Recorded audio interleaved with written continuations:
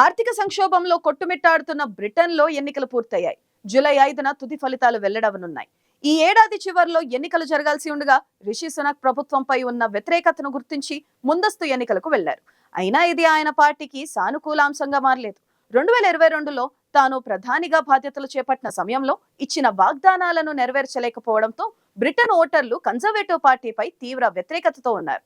Opinion polls సైతం రిషి సునక్ పార్టీకి భారీ ఓటమి తప్పదని అంచనా వేస్తున్నాయి.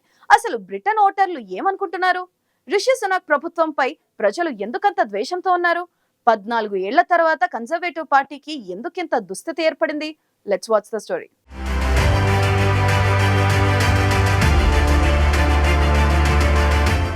ఆర్థిక కష్టాలతో సతమతమవుతున్న బ్రిటన్లో పార్లమెంటు ఎన్నికలు పూర్తయ్యాయి. ప్రచారంలో అధికార కన్సర్వేటివ్ పార్టీ, లేబర్ పార్టీ ప్రచారంలో దూసుకుపోయాయి. ప్రధాని అభ్యర్థులుగా రిషి సునాక్, స్టార్మర్ ఎన్నికల బరిలోకి దిగారు. పార్లమెంటు దిగువ సభ అయిన హౌస్ ఆఫ్ కామన్స్ లోని 650 స్థానాలకు దేశవ్యాప్తంగా పోలింగ్ జరిగింది. సాయంత్రం నుంచే ఫలితాల వెల్లడి ప్రారంభమవగా శుక్రవారం ఉదయానికల్లా పూర్తి ఫలితాలు వెలువడనున్నాయి.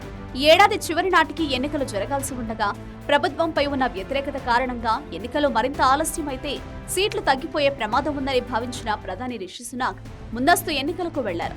జూలై 4న ఎన్నికలు పూర్తవగా 5వ తేదీ నాటికి పూర్తిస్థాయి ఫలితాలు రానున్నాయి.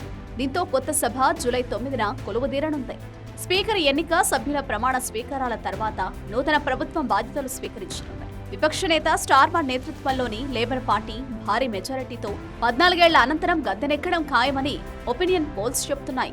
భారత మూలాలున్న ప్రధాని రిషి సునాక్ సారథ్యంలోని అధికార కన్సర్వేటివ్ పార్టీ ఎదురీదుతోందని అప్పటికే స్పష్టం చేశాయి. 14 ఏళ్లలో కన్సర్వేటివ్ పార్టీ ఎంతో మంది ప్రధానులను మార్చింది. అంతేకాక ఆ పార్టీ ఇచ్చిన హామీలేవీ నెరవేర్చలేదనే అభిప్రాయం ఉంది. ముఖ్యంగా వలసలను అడ్డుకుంటామని చెప్పిన రిషి సునాక్ తన హయాంలో అందుకోసం ఎలాంటి చర్యలు తీసుకోలేదనే అభిప్రాయం ఉంది. దీంతో ఇప్పుడు ఆ పార్టీకి ప్రజల్లో తీవ్రమైన వ్యతిరేకత ఉంది.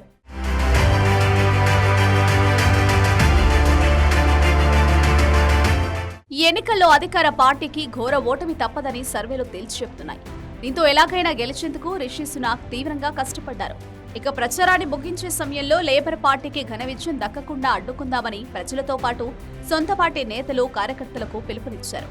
ముందస్తు ఎన్నికలకు వెళ్లినా అది కన్జర్వేటివ్ పార్టీకి కలిసొచ్చేలా కనిపించడం లేదు. మరోవైపు ఈసారి బ్రిటన్ ఎన్నికల బరిలో పలువురు భారతీయులు పోటీ పడుతున్నారు. 2019లో 63 మంది బ్రిటిష్ ఇండియన్లు పోటీ చేయగా 15 మంది విజయం సాధించారు. ఈసారి ఏకంగా 107 మంది బరిలో దిగారు.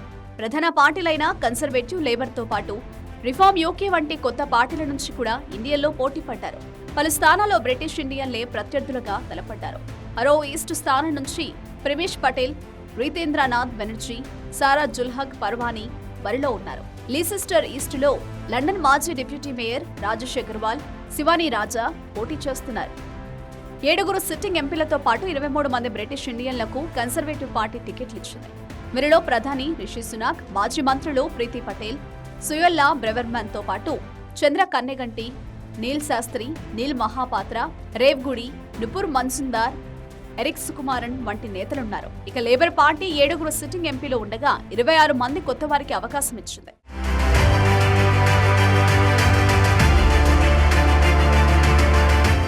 ప్రస్తుతం బ్రిటన్లో బ్రిటిష్ ఇండియన్ల సంఖ్య బాగా పెరిగింది. ఏకంగా వారి సంఖ్య 37.3 లక్షలు దాటేసింది. దాదాపు 10 లక్షల మంది ఓటర్లున్నారు. భారత్తో పాటు పాకిస్తాన్, బంగ్లాదేశ్ మూలాలున్న వారు బ్రిటన్లో భారీగా ఉన్నారు. దాంతో వారిని ఆకట్టుకోవడానికి పార్టీలన్నీ సాయశక్తులా ప్రయత్నిస్తున్నాయి. లేబర్ పార్టీ నేత స్టార్మర్ ఇటీవల బ్రిటిష్, బంగ్లాదేశీయులపై చేసిన అనుచిత వ్యాఖ్యలు, గాజా దుస్థితిపై ఆ పార్టీ వైఖరి కారణంగా ముస్లిం ఓటర్లు గుర్రుగా ఉన్నారు. దీన్ని వీలైనంతగా సొమ్ము చేసుకునేందుకు కన్సర్వేటివ్ నేతలు ప్రయత్నిస్తున్నారు. ఇదిలా ఉండగా ఒపీనియన్ పోల్స్ లో లేబర్ పార్టీకి ఘన విజయం దక్కుతుందని తేలింది. దాదాపు 41% ఓట్లు వస్తాయని ఒపీనియన్ పోల్స్ అంచనా వేస్తున్నాయి. అధికార కన్సర్వేటివ్ పార్టీకి 21%కి మించబోవని అవి జోస్యం చెప్పాయి.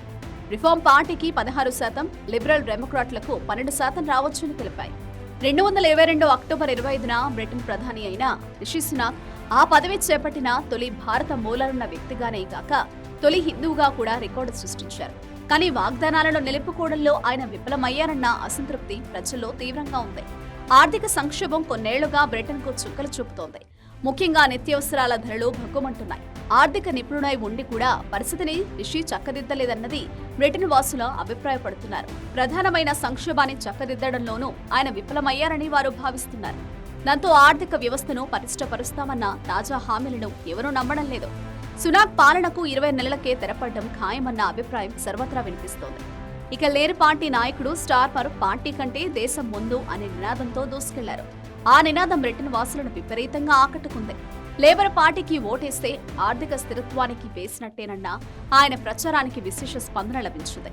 ఎన్నికల ప్రచారంలో పలు హామీలిచ్చిన స్టార్మర్ వైపు ప్రజలు స్పష్టమైన మొగ్గు చూపుతున్నారు.